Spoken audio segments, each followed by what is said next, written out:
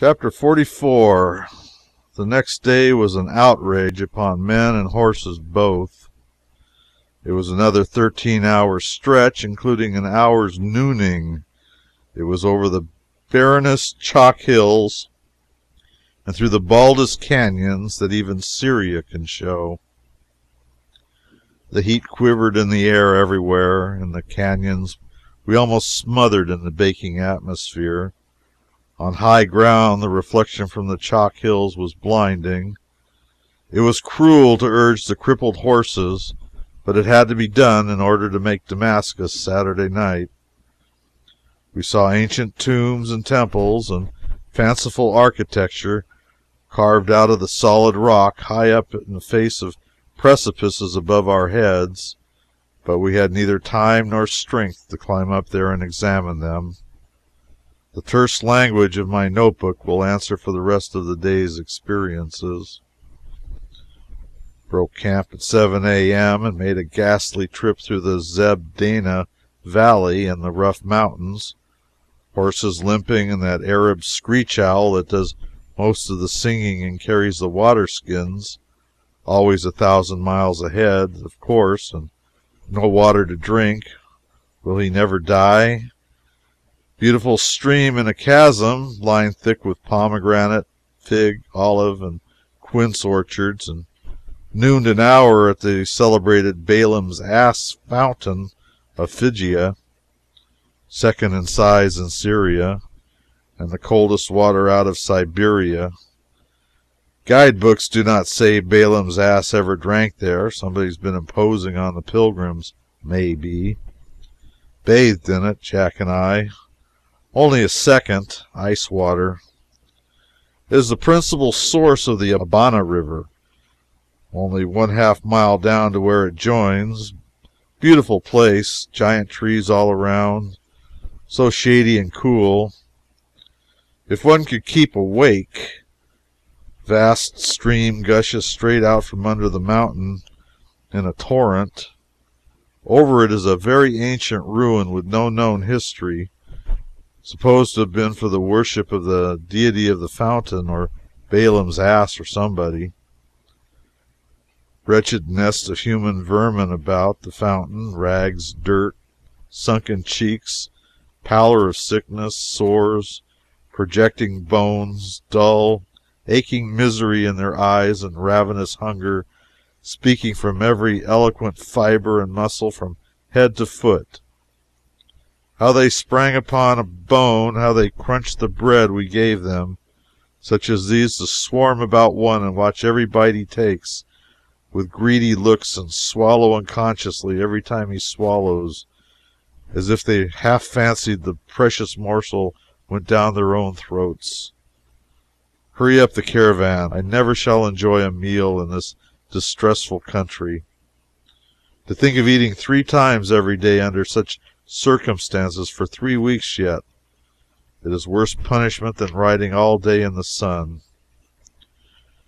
There are 16 starving babies from 1 to 6 years old in the party, and their legs are no larger than broom handles. Left the fountain at 1 p.m. The fountain took us at least 2 hours out of our way, and reached Mahomet's lookout perch over Damascus in time to get a good long look before it was necessary to move on. Tired? Ask of the winds that far away with fragments strewed the sea. As the glare of the day mellowed into twilight, we looked down upon a picture which is celebrated all over the world. I think I have read about 400 times that when Mahomet was a simple camel driver, he reached this point and looked down upon Damascus for the first time, and then made a certain remark. He said man could enter only one paradise. He preferred to go to the one above, so he sat down there and feasted his eyes upon the earthly paradise of Damascus, and then went away without entering its gates. They have erected a tower on the hill to mark the spot where he stood. Damascus is beautiful from the mountain. It is beautiful even to foreigners accustomed to luxuriant vegetation, and I can easily understand how unspeakably beautiful it must be to eyes that are only used to the God-forsaken barrenness and desolation of Syria. I should think a Syrian would go wild with ecstasy when such a picture bursts upon him for the first time. From his high perch one sees before him and below him a wall of dreary mountains shorn of vegetation, glaring fiercely in the sun. It fences in a level desert of yellow sand, smooth as velvet, and threaded far away with fine lines that stand for roads, and dotted with creeping mites, as we know are camel trains and journeying men. Right in the midst of the desert is spread a billowy expanse of green foliage, and nestled in its heart sits the great white city, like an island of pearls and opals gleaming out of a sea of emeralds. This is the picture you see spread far below you, with the distance to soften it, the sun to glorify it, strong contrasts to heighten the effects, and over it and about it a drowsing air of repose to spiritualize it and make it seem rather a beautiful estray from the mysterious worlds we visit in dreams than a substantial tenet of our coarse, dull globe. And when you think of the leagues of blighted, blasted, sandy, rocky, sun-burnt, ugly, dreary, infamous country you have ridden over to get here, you think it is the most beautiful, beautiful picture that ever human eyes rested upon in all the broad universe. If I were to go to Damascus again, I would camp on Mahomet's hill for about a week and then go away. There's no need to go inside the walls. The prophet was wise without knowing it when he decided not to go down into the paradise of Damascus. There's an honored old tradition that the immense garden which Damascus stands in was the Garden of Eden, and modern writers have gathered up many chapters of evidence tending to show that it really was the Garden of Eden, and that the rivers Pharpar and Abana are the two rivers that watered Adam's paradise. It may be so, but it is not paradise now, and one would be as happy outside of it as he would likely to be within. It is so crooked and cramped and dirty that one cannot realize that he is in the splendid city he saw from the hilltop. The gardens are hidden by high mud walls, and the paradise has become a very sink of pollution and uncomeliness. Damascus has plenty of clear, pure water in it, though. This is enough of itself to make an Arab think it beautiful and blessed. Water is scarce in blistered Syria. We run railways by our large cities in America. In Syria, they curve the roads so as to make them run by the meager little puddles they call fountains, and which are not found oftener on a journey than every 4 hours. But the rivers of Pharpar and Abana of Scripture, mere creeks, run through Damascus, and so every house and every garden have their sparkling fountains and rivulets of water. With her forest of foliage and her abundance of water, Damascus must be a wonder of wonders to the Bedouin from the deserts.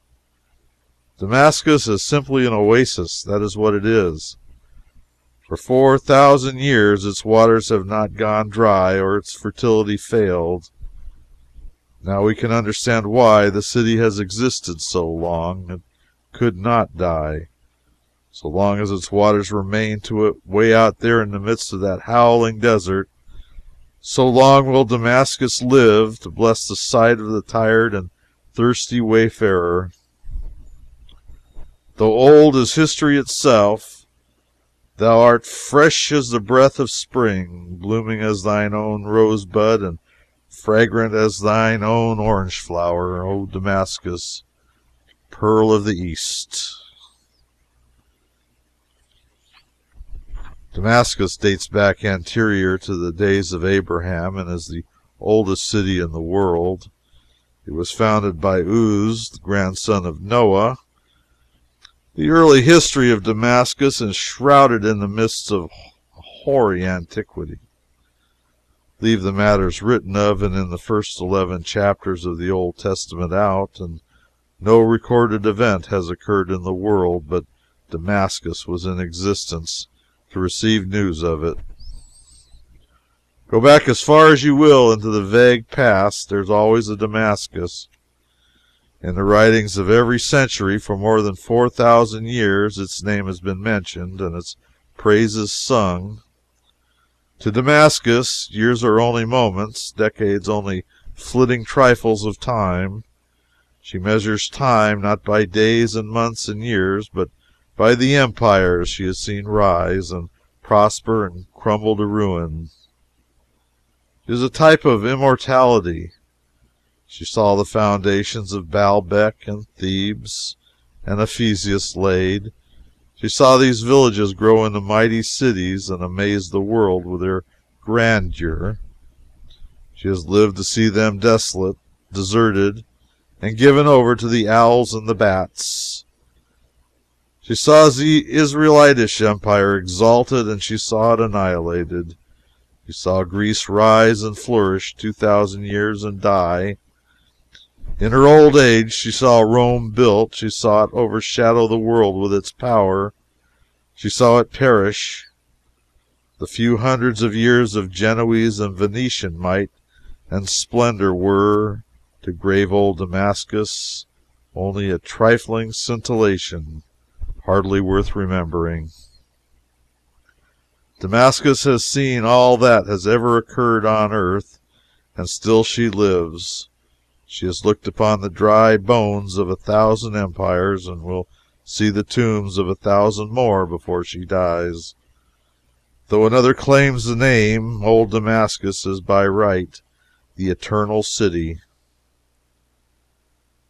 We reached the city gates just at sundown. They do say that one can get into any walled city of Syria after night for bucksheesh except Damascus. But Damascus, with its 4,000 years of respectability in the world, has many old foggy notions. There are no street lamps there, and the law compels all who go abroad at night to carry lanterns, just as was the case in the old days, when heroes and heroines of the Arabian Nights walked the streets of Damascus or flew towards Baghdad on enchanted carpets.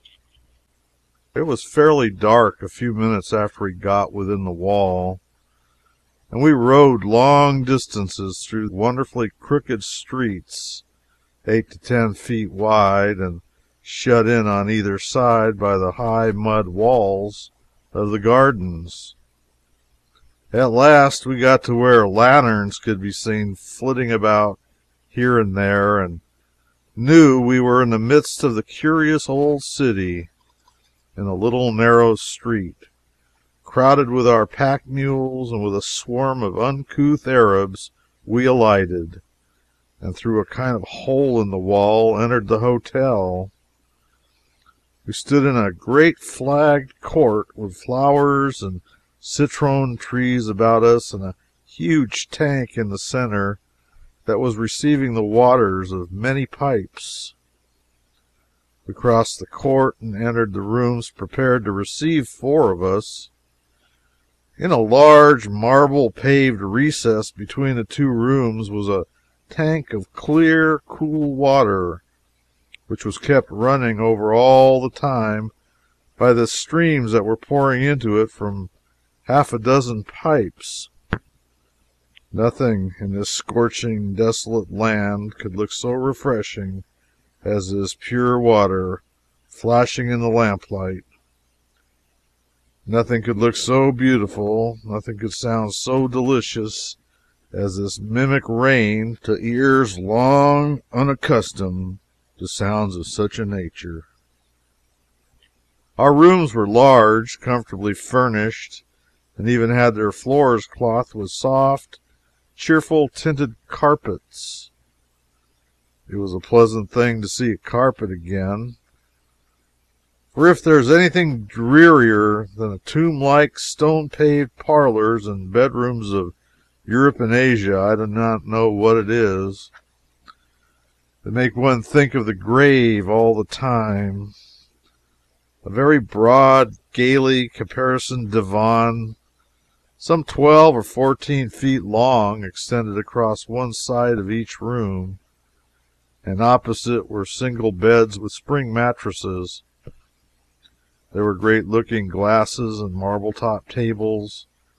All this luxury was as grateful to systems and senses worn out with an exhausting day's travel as it was unexpected.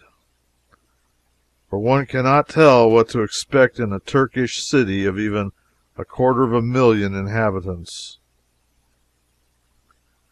I do not know, but I think they use that tank between the rooms to draw drinking water from. That did not occur to me, however, until I had dipped my baking head far down into its cool depths. I thought of it then, and superb as the bath was, I was sorry I had taken it and was about to go and explain to the landlord. But a finely curled and scented poodle dog frisked up and nipped the calf of my leg just then, and before I had time to think, I had soused him in the bottom of the tank, and when I saw a servant coming with a pitcher, I went off and left the pup trying to climb out and not succeeding very well. Satisfied revenge was all I needed to make me perfectly happy. When I walked in to supper that first night in Damascus, I was in that condition. We lay on those divans a long time after dinner, smoking narghiles and long-stemmed chibuks, and talking about the dreadful ride of the day, and I knew then what I had sometimes known before, that it is worth while to get tired out, because one so enjoys resting afterwards. In the morning we sent for donkeys. It is worthy to note that we had to send for these things. I said Damascus was an old fossil, and she is. And where else would we have to be assailed by a clamorous army of donkey drivers, guides, peddlers, and beggars but in Damascus? They so hate the very sight of a foreign Christian that they want no intercourse whatever with him. Only a year or two ago, his person was not always safe in Damascus streets. It is the most fanatical Mohammedan purgatory out of Arabia. Where you see one green turban of a Haji elsewhere, the honored sign that my Lord has made the pilgrimage to Mecca, I think you will see a dozen in Damascus. The Damascusines are the ugliest, wickedest looking villains we have seen. All the veiled women we have seen yet, nearly, left their eyes exposed, but numbers of these in Damascus completely hid the face under a close-drawn black veil that made the woman look like a mummy. If ever we caught an eye exposed, it was quickly hidden from our contaminating Christian vision. The beggars actually passed us by without demanding bucksheesh. The merchants in the bazaars did not hold up their goods and cry out eagerly, "Hey, John!" or "Look this, Hawaji!" On the contrary, they only scowled at us and never said a word.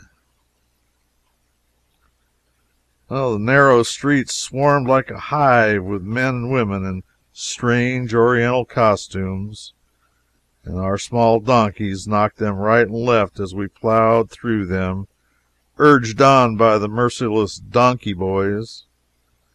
These persecutors run after the animals, shouting and goading them for hours together. They keep the donkey in a gallop always, yet never get tired themselves or fall behind. The donkeys fell down and spilt us over their heads occasionally, but there was nothing for it but to mount and hurry on again. We were banged against sharp corners, loaded porters, camels, and citizens generally, and we were so taken up with looking out for collisions and casualties that we had no chance to look about us at all. We rode half through the city and through the famous street which is called Straight, without seeing anything hardly. Our bones were nearly knocked out of joint. We were wild with excitement, and our sides ached with the jolting we had suffered. I do not like riding in the Damascus streetcars. We were on our way to the reputed houses of Judas and Ananias. About 18 or 1900 years ago, Saul, a native of Tarsus, was particularly bitter against the new sect called Christians, and he left Jerusalem and started across the country on a furious crusade against them. He went forth breathing threatenings and slaughter against the disciples of the Lord. And as he journeyed, he came near Damascus, and suddenly there shined around him a light from heaven. And he fell to the earth, and heard a voice saying unto him, Saul, Saul, why persecutest thou me? And when he knew that it was Jesus that spoke to him, he trembled and was astonished, and said, Lord, what wilt thou have me to do? Well, he was told to arise and go into the ancient city, and one would tell him what to do. In the meantime, his soldiers stood speechless and awe-stricken, for they heard the mysterious voice, but saw no man. Saul rose up and found that fierce supernatural light had destroyed his sight, and he was blind. So they led him by the hand and brought him to Damascus. He was converted. Paul lay 3 days blind in the house of Judas, and during that time he neither ate nor drank. There came a voice to a citizen of Damascus named Ananias, saying, Arise and go into the street which is called Straight, and inquire at the house of Judas for one called Saul of Tarsus, and behold, he prayeth. Ananias did not wish to go at first, for he had heard of Saul before, and he had his doubts about that style of a chosen vessel to preach the gospel of peace. However, in obedience to orders, he went into the street called Straight. How he found his way into it, and after he did, how he ever found his way out of it again, are mysteries only to be accounted for by the fact that he was acting under divine inspiration. He found Paul and restored him, ordained him a preacher, and from this old house we had hunted up in the street which is miscalled Straight, he had started out on that bold missionary career which he prosecuted till his death. It was not the house of the disciple who sold the Master for 30 pieces of silver. I make this explanation in justice to Judas, who was a far different sort of man from the person just referred to, a very different style of man, and lived in a very good house. It is a pity we do not know more about him. Well, I have given in the above paragraph some more information for people who will not read Bible history until they are defrauded into it by some such method as this. I hope that no friend of progress and education will obstruct or interfere with my peculiar mission. The street called Straight is straighter than a corkscrew, but not as straight as a rainbow. St. Luke is careful not to commit himself. He does not say it is the street which is straight, but the street which is called Straight. is a fine piece of irony, is the only facetious remark in the Bible, I believe. We traversed the street called Straight a good way, and then turned off and called at the reputed house of Ananias. There's a small question that a part of the original house is there still. It's an old room 12 or 15 feet underground, and its masonry is evidently ancient. If Ananias did not live here in St. Paul's time, somebody else did, which is just as well. I took a drink out of Ananias's well, and singularly enough, the water was just as fresh as if the well had been dug yesterday. We went out toward the north end of the city to see the place where the disciples let Paul down over the Damascus wall at dead of night, for he preached Christ so fearlessly in Damascus that the people sought to kill him, just as they would today for the same offense, and he had to escape and flee to Jerusalem. Then we called at the tomb of Mahomet's children, and at a tomb which purported to be that of St. George who killed the dragon, and so on out to the hollow place under a rock where Paul hid during his flight till his pursuers gave him up, and to the mausoleum of the 5,000 Christians who were massacred in Damascus in 1861 by the Turks. They say those narrow streets ran blood for several days, and that men, women, and children were butchered indiscriminately and left to rot by hundreds all through the Christian quarter. They say further that the stench was dreadful. All the Christians who could get away fled from the city, and the Mohammedans would not defile their hands by burying the infidel dogs. The thirst for blood extended to the high lands of Hermon and Anti-Lebanon, and in a short time 25,000 more Christians were massacred and their possessions laid waste. How they hate a Christian in Damascus, and pretty much all over Turkeydom as well, and how they will pay for it when Russia turns her guns upon them again. It is soothing to the heart to abuse England and France for interposing to save the Ottoman Empire from the destruction it has so richly deserved for 1,000 years. It hurts my vanity to see these pagans refuse to eat of food that has been cooked for us, or to eat from a dish we have eaten from, or to drink from a goat skin which we have polluted with our Christian lips, except by filtering the water through a rag which they put over the mouth of it, or through a sponge. I never disliked the Chinamen as I do these degraded Turks and Arabs, and when Russia is ready to war with them again, I hope England and France will not find it good breeding or good judgment to interfere. In Damascus, they think there's no such rivers in all the world as their little Abana and Pharpar. The Damascusines have always thought that way. In 2 Kings, chapter 5, Naaman boasts extravagantly about them. That was 3,000 years ago. He says, "Are not Abana and Pharpar rivers of Damascus better than all the waters of Israel? May I not wash in them and be clean?"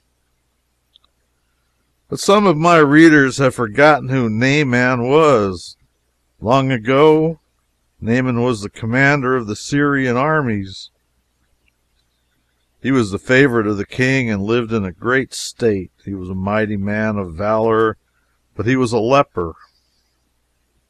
Strangely enough, the house they point out to you now as his has been turned into a leper hospital, and the inmates expose their horrid deformities and hold up their hands and beg for bucksheesh when a stranger enters. One cannot appreciate the horror of this disease until he looks upon it in all its ghastliness.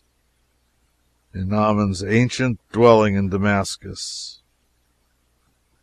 Bones all twisted out of shape, great knots protruding from face and body, joints decaying and dropping away. Horrible.